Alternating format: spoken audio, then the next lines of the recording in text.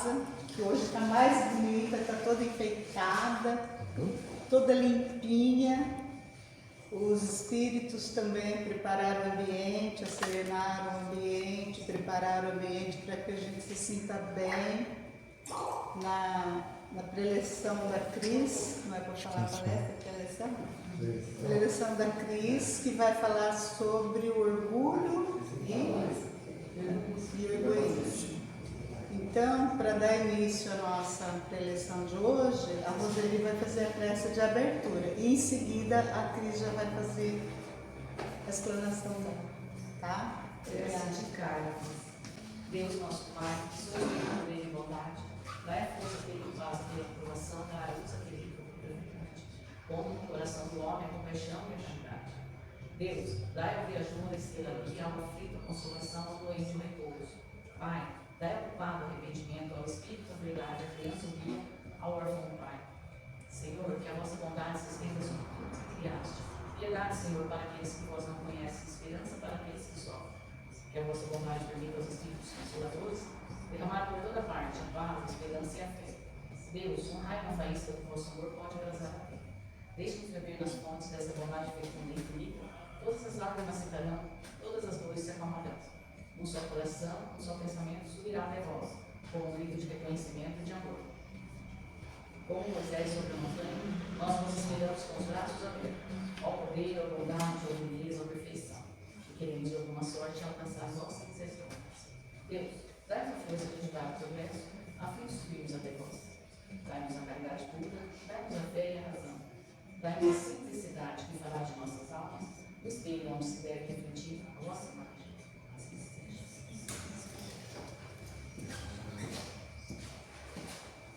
Boa noite a todos. Que o amor de Jesus esteja presente em nossos corações. Vou pedir agora para todos nós que fechamos um pouquinho o nosso olhar, o olhar da matéria, para que a gente abra o portal da espiritualidade, para que a gente possa ouvir um pouquinho dos ensinamentos de Jesus e o mais importante, colocar em prática, que isso é o mais difícil, é aquilo que é muito mais difícil para a gente colocar em prática os ensinamentos, pois muitas vezes a gente não lembra nem do almoço que nós comemos na hora, ao meio-dia. Imagine as palavras de Deus, de Jesus, entrarem em nosso coração. Então, nós temos que sim puxar a nossa mente, puxar os nossos pensamentos, para que a gente possa colocar em prática tudo aquilo que Jesus nos deixou, para que a gente possa evoluir espiritualmente. Todos nós sabemos que Jesus deixou muitas perguntas. São 217 perguntas que ele deixou na Bíblia. E uma das primeiras perguntas que Jesus nos deixou é: o que você busca? O que buscai? Nós espíritas buscamos o quê? Uma evolução espiritual. Porque nós acreditamos que existe uma vida após essa vida, que existe um mundo espiritual, que é o que mais importante é. E para que a gente chegue nessa evolução espiritual, todos os dias nós temos que nos corrigir, pois imperfeitos somos, pequenininho nós somos. E a gente sabe que todos nós, sem exceção, temos alguns sentimentos que não são tão bons, que é o orgulho e o egoísmo. Esse sentimento tão enraizado que está entre todos nós, esse sentimento que é como uma causa de sofrimento individual e coletivo. ele é uma trava para a nossa evolução. E o que une todos os países, continente, todos os seres humanos, o sentimento que mais une todos é o orgulho. Quem de nós não teve alguma situação e fala assim, e o meu orgulho? Como é que fica? Como que eu vou me rebaixar para alguém ou para alguma situação? Como eu fico? E o meu orgulho? Eu vou ser pisoteada? Olha só. E eu escolhi esse tema hoje para a gente falar, para a gente bater um papo, foi através de uma reportagem, curta. E eu dei um estalo, eu falei assim, eu não acho que eu sou tão orgulhosa. Leda engano, Isabel Cristina. Eu acompanhei um estudo de uma pessoa que diz que nós temos 25 maneiras de sermos orgulhosos. Eu me encaixei numa 6, 7. Mas então foi bom. Uma 6, 7 pesou bastante. E uma delas foi a autossuficiência. E uma delas que mais pesou no que eu li, para o meu ouvido, para o meu coração, foi a minha autossuficiência. Então todos nós temos sim esse orgulho, um pouco de egoísmo, que na espiritualidade tudo é o quê? Entrelaçado. Se a gente fala do orgulho e do egoísmo, vai nos levar ao quê? Falar sobre o perdão. Uma coisa está entrelaçada na outra. Então, não tem como tocar num assunto e não tocar no outro, porque tudo é uma definição do quê? Dos nossos sentimentos. Esses sentimentos tão enraizados que ainda nós precisamos trabalhar para que a gente possa ter o quê? Uma vida um pouco melhor, uma evolução espiritual. É isso que todos nós buscamos. Quando nós adentramos a casa espírita, a gente quer sair daqui um pouquinho melhor do que a gente entrou. Por quê? Porque aqui nós vamos ganhar um pouco de conhecimento. E o egoísmo, o orgulho, que é essa intolerância, o julgamento, a ilusão de que eu sou melhor do que o outro, o amor exclusivo a si mesmo, que é o que? O egoísmo, né? Que a gente fica com esse sentimento tão enraizado, uma busca de satisfação pessoal. Quantas pessoas hoje, ela gosta de ter o quê? Em evidência. Ela quer se promover de alguma maneira. Ela quer estar em cima de todos. Ela quer ser melhor do que todos. E esse orgulho, ele às vezes tem que ser combatido um pouco por nós mesmos. Não adianta uma pessoa vir falar de fora pra gente, para que a gente possa combater esse sentimento. Não, a decisão tem que ser nossa. E a espiritualidade, ela é tão benevolente com a gente, que ela nos dá a oportunidade de aprender a lição, pensar e colocar em prática. E muitas vezes nós somos o quê? Parece que passa um véu que nos escurece e que a gente deixa esse sentimento não tão bom aflorar de uma maneira que às vezes a gente pisa até em cima do outro. E isso não é tão bom. Mas a casa espírita, essa casa tão abençoada, ela vem nos ensinar o que é, como combater, vem nos ensinar ao quê? A ver de uma outra maneira conhecer os nossos sentimentos e ver de uma outra maneira que a gente possa melhorar a nossa jornada terrena. As consequências desse orgulho e desse egoísmo, primeiro de tudo, ele começa dentro do nosso lar. Porque muitas vezes começa a tumultuar se a gente tem esse sentimento tão aflorado, porque todos nós sabemos que a família é a maior prova nossa aqui no plano terreno. Todos nós sabemos disso. Que a maior prova é dentro da nossa família mesmo. Então, se a gente tem todo esse sentimento, ele vem o quê? Primeiro, refletir dentro da nossa família. E às vezes passa até despercebido. Quantas vezes a gente discute dentro de uma família? Discute é uma palavra muito forte.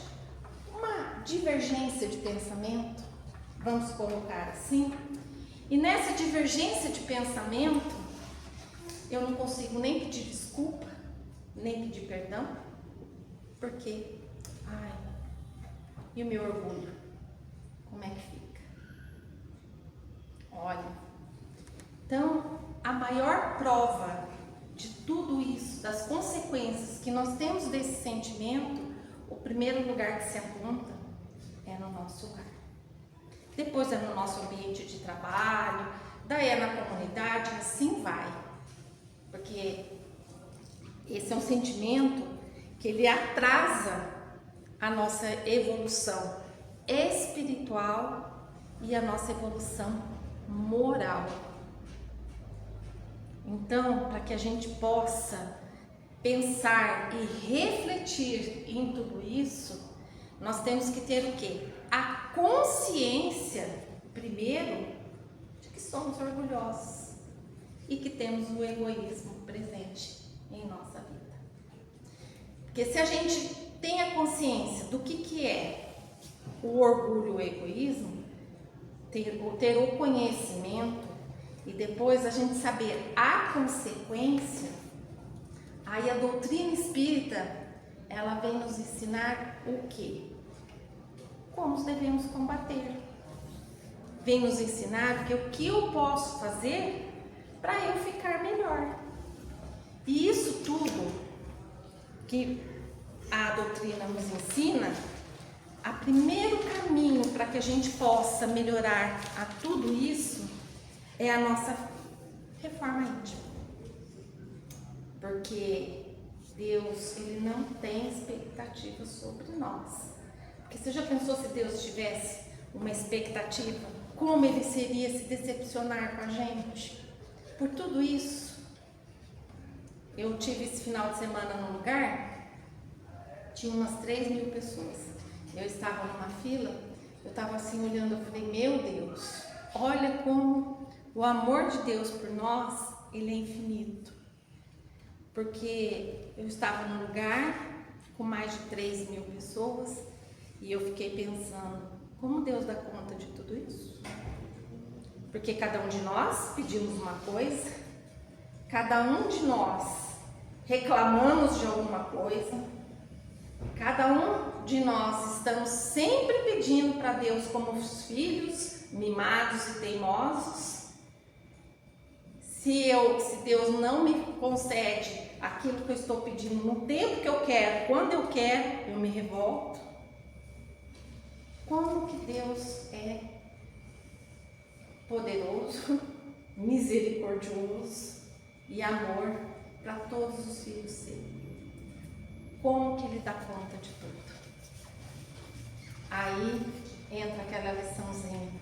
Nós somos pequenos, nós somos falhos e Deus sempre nos dá uma oportunidade de apagar o que nós escrevemos errado e escrever o que é certo.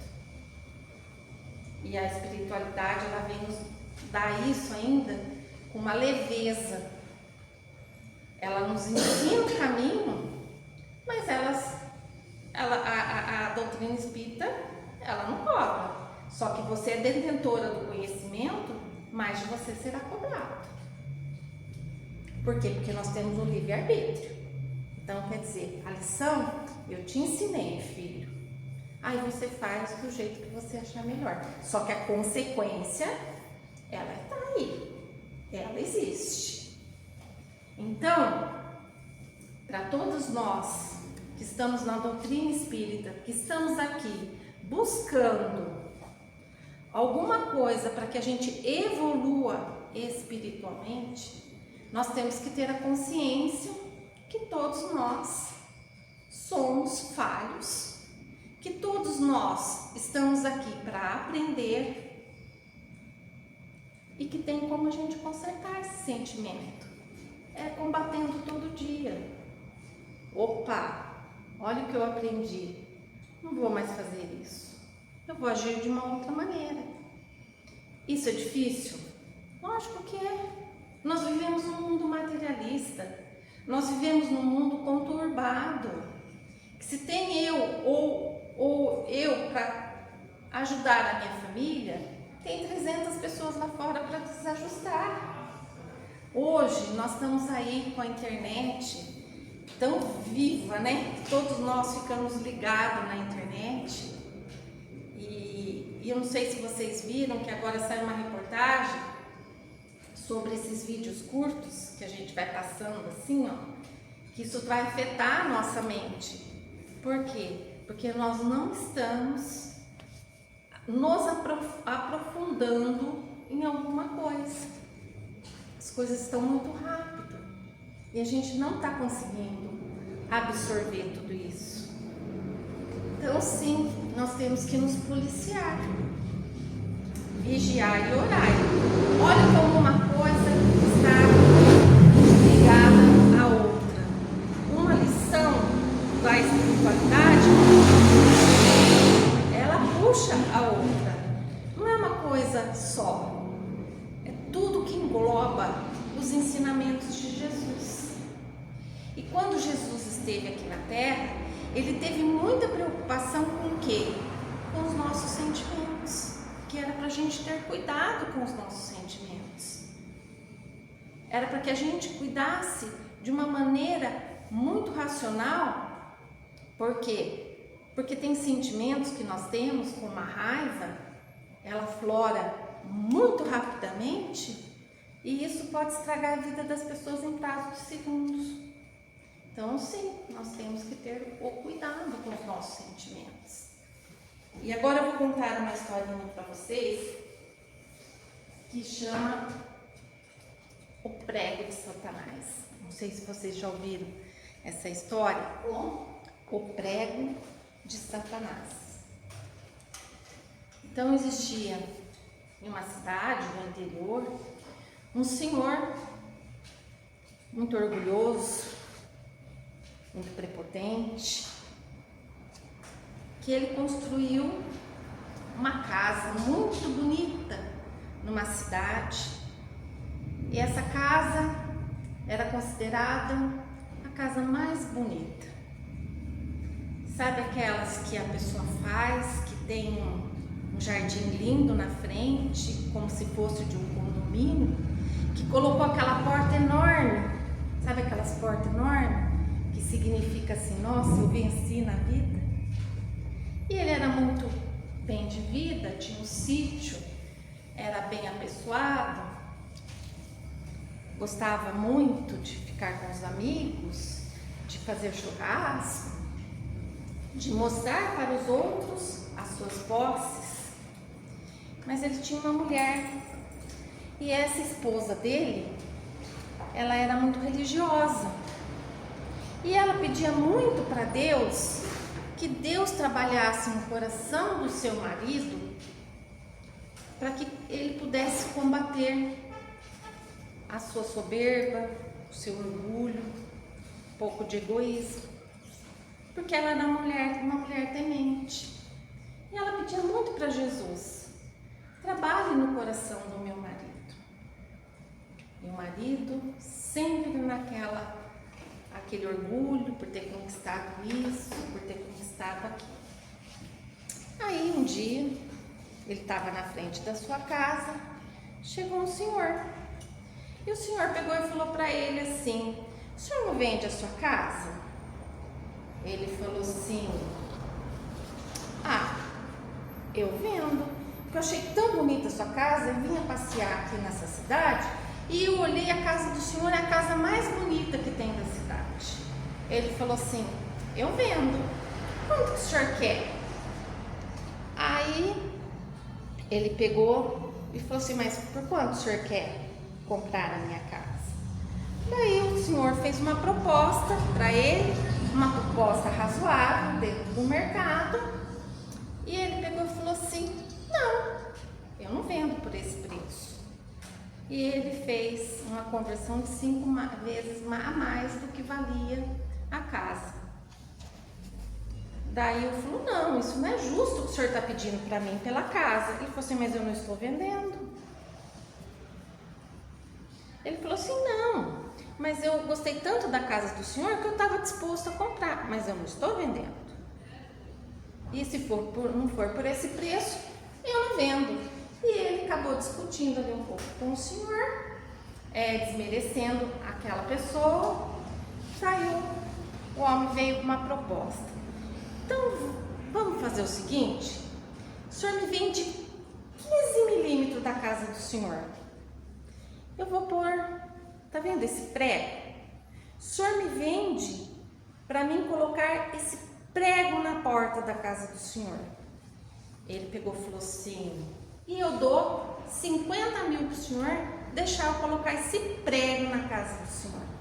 Ele pegou, olhou e falou: ah, aceito, um prego, o senhor vai pôr só um prego na minha porta? Ele falou: é um prego que eu vou pôr na porta da casa do senhor. Ele falou: ah, um prego? Lógico que eu aceito. O homem pagou, ele pegou, pôs o prego na porta e falou assim para ele: então o senhor assina esse contrato que eu tenho direito de um prego na casa do senhor. Ele pegou e assinou. A hora que ele entrou dentro da casa dele, a mulher dele falou assim: mas por que você foi aceitar esse dinheiro? Nós não precisamos disso. Para que você foi fazer isso? Ele falou: ah, uma vantagem. Por um prego na minha porta eu ganhei todo esse dinheiro? E ele foi para os amigos, contando a vantagem que ele tinha vendido um prego por 50 mil reais. Passou-se 1 mês, 2 meses, 3 meses, 4 meses, nada, o prego lá. 5 meses, 6 meses e nada aconteceu. No 8º mês, o homem retorna com uma sacolinha na mão e colocou 2 gambá mortos no prego da porta da casa dele. E aquele cheiro foi exalando, aquele cheiro de podridão foi contaminando o ambiente. Aí os amigos passavam e falavam assim para ele: o que aconteceu? Que esse cheiro horrível tá aqui que está contaminando a rua inteira? Tira isso daí. Ele falou: não posso. No contrato regia que eu não podia mexer no prego. E aquilo foi se transformando. Aquele cheiro. Acabava um cheiro, o homem ia lá e colocava outro. E esse cheiro foi exalando, cheiro de podridão. O casamento dele começou a não ir tão bem, porque a esposa dele, eu não falei para você? E isso foi fermentando, até que ele não aguentou mais a situação e teve que vender a casa para o homem, num valor irrisório, porque a casa dele perdeu todo o valor. E daí? O que nós aprendemos de tudo isso? Primeiro, que nós teremos que ouvir sim as pessoas da nossa família, ter humildade, pois eu posso ser detentora do dinheiro, mas eu não sou detentora de toda a verdade. Segunda coisa, que nós não podemos deixar brecha para que nenhum, eu falar Satanás, ontem uma palavra mais forte, mas vamos lá, para que uma pessoa, um Satanás, coloque um prego na nossa casa devido ao nosso orgulho, a nossa prepotência. Nós temos que vigiar a porta da nossa casa. Não podemos deixar que isso adentre dentro da nossa casa. Então, se a gente for refletir toda a história, tem várias lições que a gente possa tirar. Porque se ele tivesse a humildade de falar, não, eu não quero vender para o senhor, eu não posso, não quero, fiz um sonho da minha esposa, o assunto teria acabado. Mas não usado a sua prepotência, o seu orgulho para diminuir o outro. Então tem várias lições que nós se a gente parar um pouquinho e refletir, a gente vai saber que muita coisa a gente tira de tudo isso. Aí eu fiquei pensando comigo, quando eu li essa história, a esposa dele pediu tanto para que Deus trabalhasse no seu coração, que se a gente não aprende a lição pelo amor, nós aprendemos pelo amor. E às vezes, muitas vezes, o que mais mexe na pessoa é o seu bolso, é o dinheiro. Porque o dinheiro, muitas vezes, comanda, sim, a nossa vida. E às vezes, o chacoalhão que Deus nos dá é pegando na parte material da nossa vida. Então, nós temos que, sim, refletir e pensar em todos esses ensinamentos. Que muitas vezes a gente pede uma coisa para Deus, quando nós estamos dispostos a evoluir espiritualmente e a lição aprendida, a lição não repetida, a gente não sabe de que forma que vai ser. Se vai quebrar as nossas pernas, porque é muito difícil nós aprendermos uma lição pelo amor. Muito difícil. A maioria das vezes nós aprendemos pela dor. Uma pessoa só de espírito muito evoluído, que ela consiga enxergar essa evolução espiritual sem ser uma lição de dor. E para terminar, eu fiz um resuminho de uma outra liçãozinha, que vai aí. Você não vai levar nada daqui. A gente não leva nada daqui do plano terreno. O último carro que você vai andar, nem motor tem. Não é? Quando a gente vai da funerária para o cemitério, é um carrinho empurrado à mão. Não é carrinho motor. A última roupa que você vai vestir, às vezes nem é você que escolhe. Quantas vezes, né? Só se a pessoa foi muito organizada para deixar lá pronto, porque eu nem penso sobre isso, né? Então, para que essa soberba de achar que o melhor que alguém quer e pisa no outro? Olha, pensa bem, né? Quantas vezes as pessoas se acham melhor do que o outro, que ela tem mais conhecimento, que ela tem mais poder e pisa no outro? Isso é frequente na nossa vida, isso é muito frequente no nosso dia a dia. O silêncio da madeira encerra a corrida. O silêncio, né, do nosso caixão, ele encerra a nossa corrida do dia a dia. Ali está encerrado. Ali só fica a matéria. Porque tem quem tem a felicidade de ter uma evolução espiritual, entender, ela não vai ficar ali, né? O pano simples que cobre a vaidade, tudo que você usa para se sentir melhor e que os outros vai ficar, vai apodrecer e vai desaparecer. E é verdade, você pode pôr a melhor roupa que for para você ir embora, que um dia vai apodrecer, vai ficar ali, tudo é matéria, né? E ainda assim tem gente que vive como se fosse imortal e que pensa nos outros para se achar superior. Tem gente que se detém do poder, acha que é dono da razão e da verdade. Eu sou imbatível, ninguém possa chegar até mim, porque eu detenho o poder. Que mede o valor de uma pessoa e o que ela veste pelo carro que dirige, pelo lugar em que se mora. Muitas vezes, né?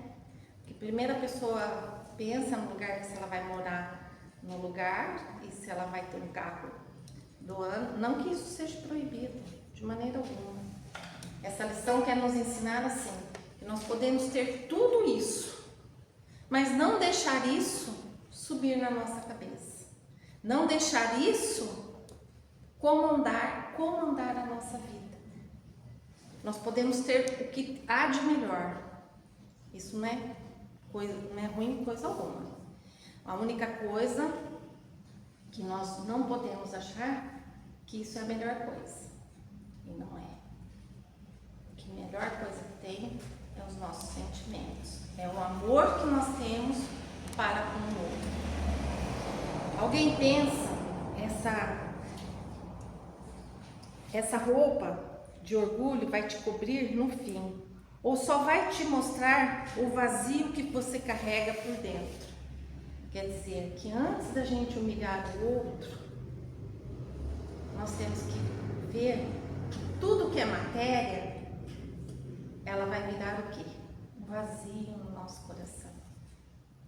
Porque a felicidade da matéria, ela dura chupar de uma bala, né? Enquanto você está chupando aquela bala doce, ela é uma delícia, mas ela acaba rapidinho. E o que permanece realmente em nossos corações são a felicidade verdadeira da alma, que é o amor que nós temos um pelo outro, o amor que nós doamos para com o nosso próximo. Não há armadura que te proteja do tempo, nem a vaidade que sobreviva ao fim. Então, enquanto você ainda pode escolher a sua roupa, escolha também a sua postura, escolha ser leve e não ferir o próximo. Escolha reconhecer que ninguém é melhor que ninguém e que no fim todos nós vestiremos a mesma simplicidade. Então esse é o recadinho que eu quero deixar para todos nós, principalmente para mim mesma, que preciso ler, verificar, estudar, para que eu possa colocar em prática todos os ensinamentos de Jesus. Então que o amor de Deus permaneça no coração, que Deus, cuide da nossa mente para que a gente possa pensar coisas boas, que cuide dos nossos lábios para que possa sair palavras de consolo e que cuide do nosso coração para que a gente possa ter um olhar humilde e de benevolência, empatia para o nosso próximo. Que assim seja.